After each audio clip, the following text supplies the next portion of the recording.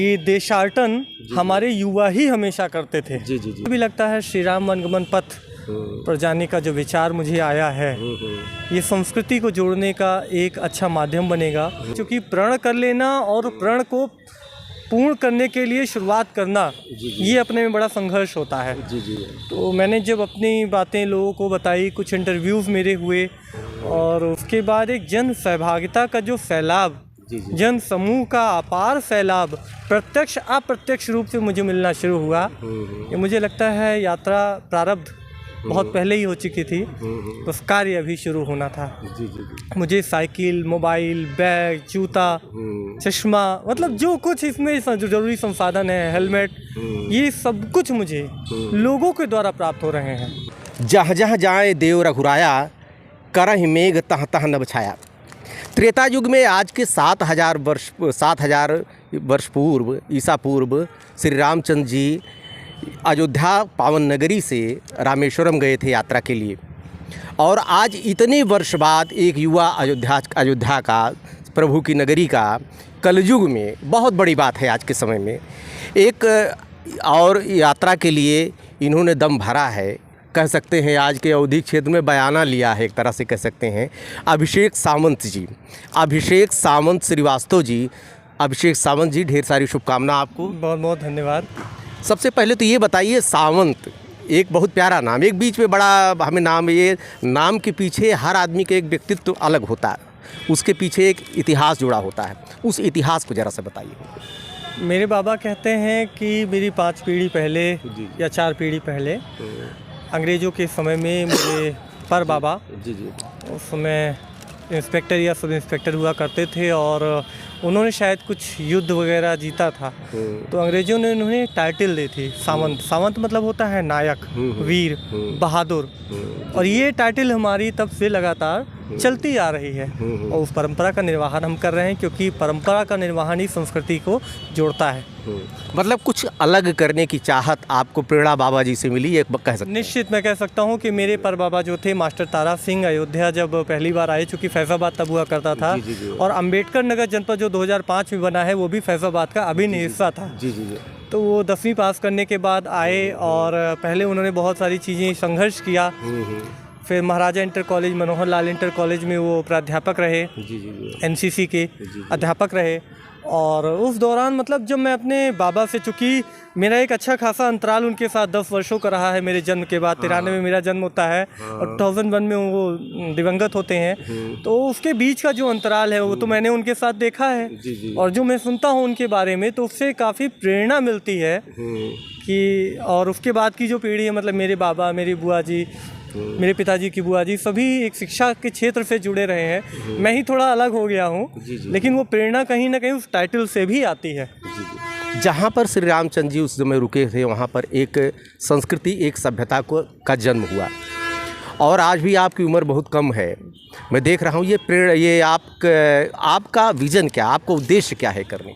देखिए, भारत की संस्कृति की एक परंपरा रही है कि देशाटन हमारे युवा ही हमेशा करते थे। आप कोई भी नाम देख लीजिए, आपको युवा ही उसमें मिलेंगे जो देशाटन की शुरुआत करते थे। और इसी से नए पर्यटन का जन्म होता था, ज्ञान का जन्म होता था, अध्यात्म इसी तरह बढ़ता था।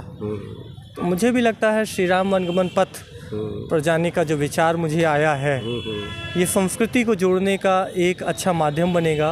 और निश्चित जब ये यात्रा पूरी होगी, तो इसका जो परिलक्षण है वो आप सबके सामने होगा।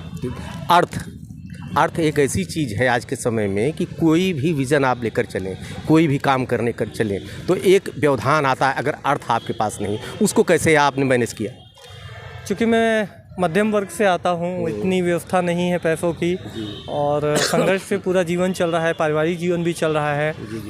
तो कठिन तो था मेरे लिए ये, चूँकि प्रण कर लेना और प्रण को पूर्ण करने के लिए शुरुआत करना, ये अपने में बड़ा संघर्ष होता है। तो मैंने जब अपनी बातें लोगों को बताई, कुछ इंटरव्यूज़ मेरे हुए, और उसके बाद एक जन सहभागिता का जो फैलाव, जन समूह का अपार फैलाव प्रत्यक्ष अप्रत्यक्ष रूप से मुझे मिलना शुरू हुआ। ये मुझे लगता है यात्रा प्रारब्ध बहुत पहले ही हो चुकी थी, बस कार्य अभी शुरू होना था। जी जी जी। मुझे साइकिल, मोबाइल, बैग, जूता, चश्मा, मतलब जो कुछ इसमें जो जरूरी संसाधन है, हेलमेट, ये सब कुछ मुझे लोगों के द्वारा प्राप्त हो रहे हैं। ये एक आशीर्वाद है मुझे। ये बताइए कि बीच में इतने दूर का सफ़र है, बीच में कहाँ कहाँ आपका क्या कार्य योजना क्या है, आप कहाँ कहाँ रुकेंगे? कार्य योजना के लिए मेरे कुछ मित्र हैं, वो अब लग गए हैं, क्योंकि सबको ये लग गया है कि हाँ निश्चित ही अभिषेक इस यात्रा पर जा रहे हैं। तो लोग बता रहे हैं, मैं टेंट से लेकर जा रहा हूँ, अगर कहीं मुझे रुकने की व्यवस्था नहीं मिलती है तो मैं वहाँ टेंट लगा कर रुकूँगा। लेकिन विश्वास है कि मैं जिन भी पौराणिक स्थलों पर जा रहा हूँ वहाँ भोजन की व्यवस्था, रुकने की व्यवस्था हो सकती है, क्योंकि अभी इतनी मेरी पहुँच नहीं है कि मैं वहाँ पता कर पाऊँ क्या होगा, लेकिन एक विश्वास के साथ जा रहा हूँ कि ऐसा हो सकता है। चलिए, अयोध्या से आप जा रहे हैं, ईश्वर आपकी मनोकामना पूरी करें। इसके बाद आपकी आगे की योजना क्या है? नहीं, अभी तो मुझे इसी योजना पर पहले काम करना है, क्योंकि अयोध्या का पर्यटन, उत्तर से दक्षिण की परंपरा, संस्कृति, इसको आज की युवा पीढ़ी से जोड़ते हुए चलना है।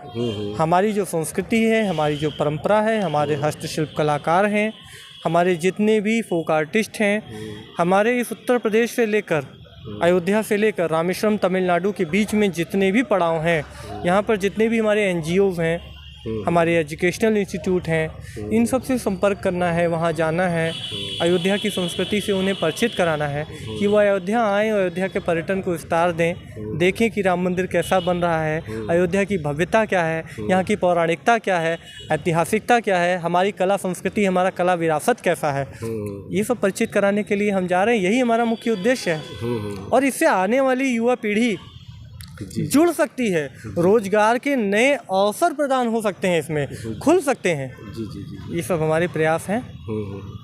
चलिए ठीक है, ये हैं अभिषेक सावंत जी। इनका विज़न तो आपने जान ही लिया, और इनको जन सहयोग यात्रा जैसे जन का इनका सहयोग भी मिल रहा। अभी पत्र, अभी SSP साहब का पत्र भी आप दिखा रहे थे कि जहाँ जहाँ ये रुकेंगे, जहाँ जहाँ जाएंगे, वहाँ के पूरे प्रशासन को आगाह कर दिया गया है, सारी व्यवस्था वहाँ पे सुदृढ़ कर दी गई है कि कैसे कैसे इनका सहयोग हो सके। हम इनको शुभकामना देते हैं और आप लोगों से भी आशीर्वाद की अपेक्षा करते हैं कि इनकी मनोकामना पूर्ण हो। ढेर सारी शुभकामनाएं। बहुत बहुत धन्यवाद आपका।